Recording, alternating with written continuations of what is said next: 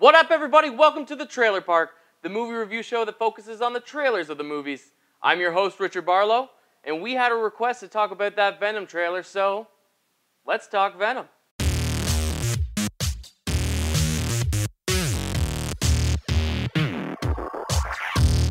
So I'm right on the line with this movie. A lot of things that people seem to have a problem with, I don't think are going to be that bad, but it could easily tip either way. This movie could end up being great, or it could end up being a mess that doesn't know what it is. Let's discuss. One of the biggest things that people seem to have a problem with is the rating. People wanted an R rating, and the studio's giving them a PG-13. Now, Venom is very violent and brutally eats people, so that suggests an R rating. However, I do think it can be done with PG-13. There are ways, with camera tricks and editing, to get across that violence without actually showing it. A lot of times, it's scarier what's not seen than what is shown in the movies. All the best horror movies prove that.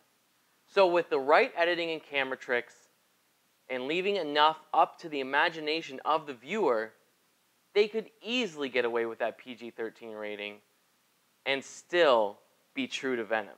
However, the look and the feel of the trailer suggests that even they wanted the R rating, but they just don't go for it. Twice it shows Venom talking to somebody graphically about how he's going to eat them, which shows that they wanted to go for it, they just didn't have the balls to do it, and that might be the problem.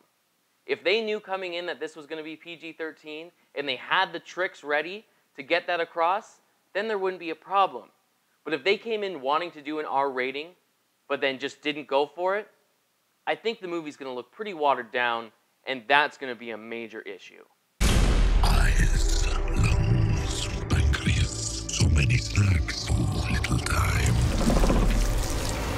Now, a lot of people are expressing issues with the CG, but I don't have a problem with that. Now, you might be saying, so you had a problem with bad CG in the Aquaman trailer, but you're fine with this one? The answer?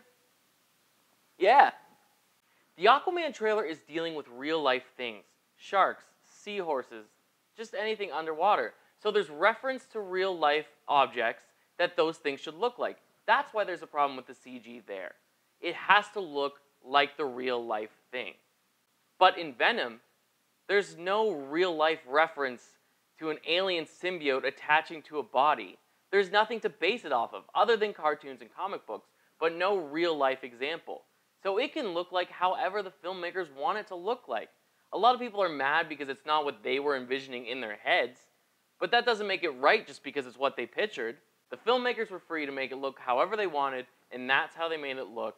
And there's no reason to get mad because you can't say it doesn't look realistic when there is no realistic example. Will I see it? We can do whatever we want. Now let's talk about the spider in the room. A lot of people find it weird that there's no Spider-Man in this movie. And I mean, it is kind of weird to have Venom without Spider-Man, but Venom has his own set of comics and all his own stories to draw reference to.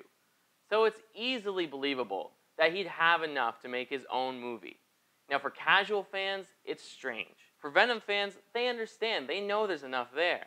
But I'm here to tell the casual fans, don't worry.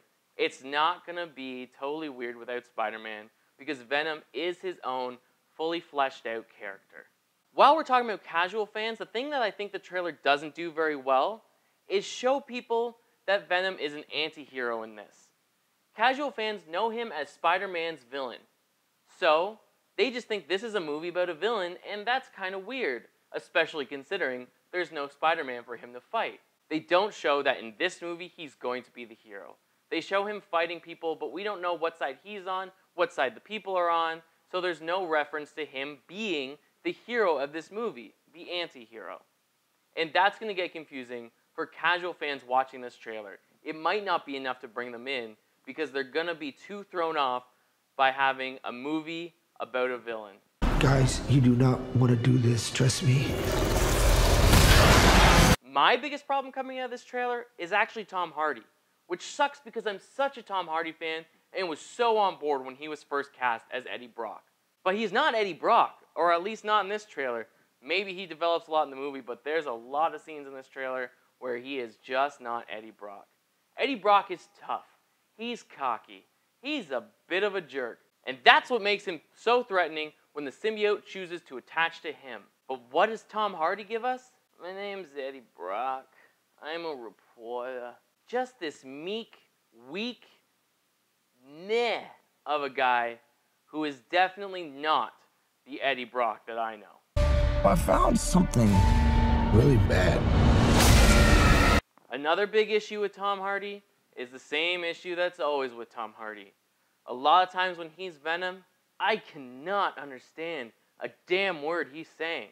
Tom Hardy is the Marlon Brando of today, mumbling his way through movies, and for some reason, that's okay. Venom is just the new Bane, a villain, or anti-hero in this case, that we just can't understand. I know I'm going to be spending a lot of this movie in the theater, leaning over to my wife saying, "What did you just say?"